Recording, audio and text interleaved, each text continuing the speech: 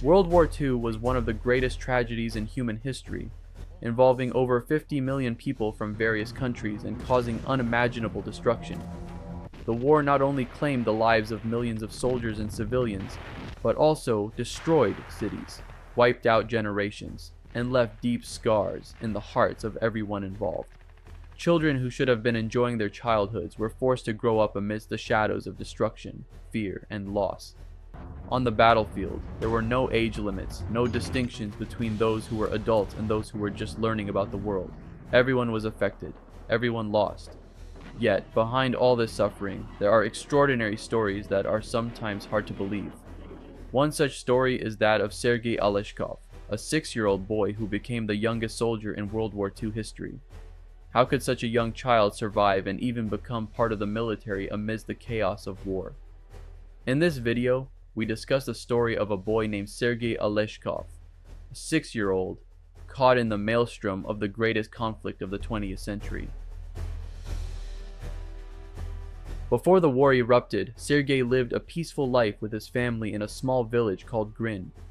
The family had already faced trials when Sergey's father passed away a while before the war began. As the situation became more dire, Sergey's 2 older brothers, Ivan and Andrei, decided to join the armed forces to defend their homeland.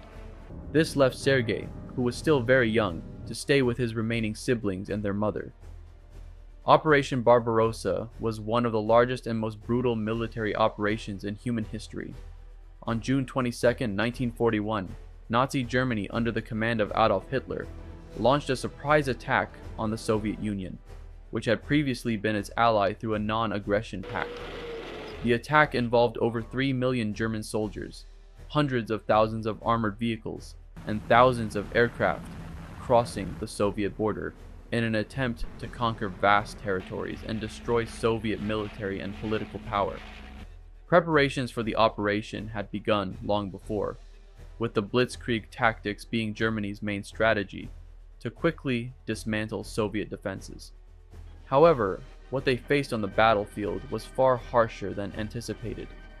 With a backdrop of vast terrain, brutal winter, and fierce resistance from the Red Army, Operation Barbarossa turned into a disaster for both sides, causing countless casualties.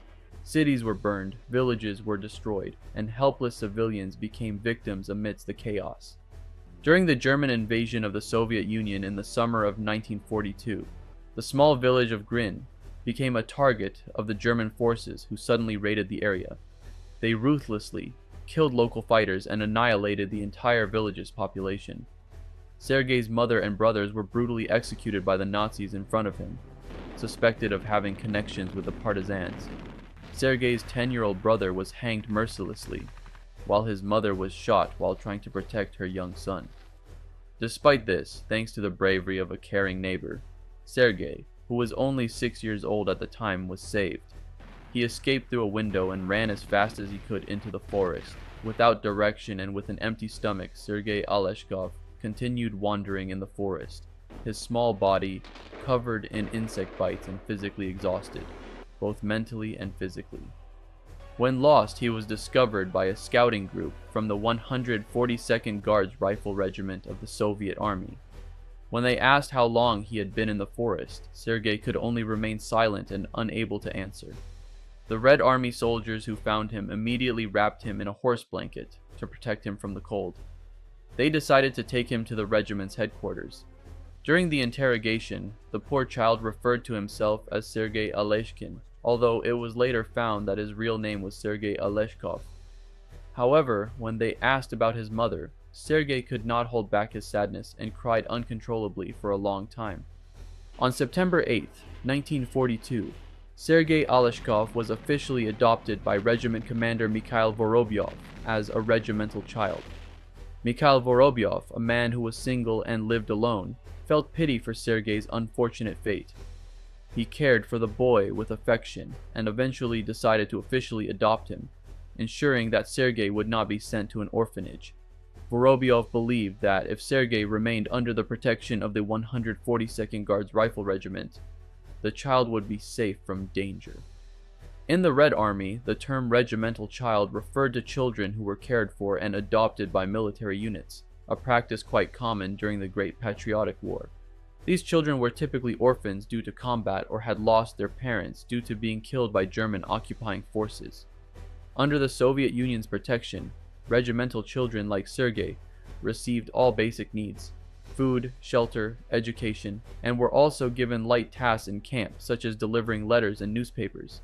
Regimental children were viewed as sons of the homeland, so they were treated with respect and given opportunities to learn, while making small contributions to military life.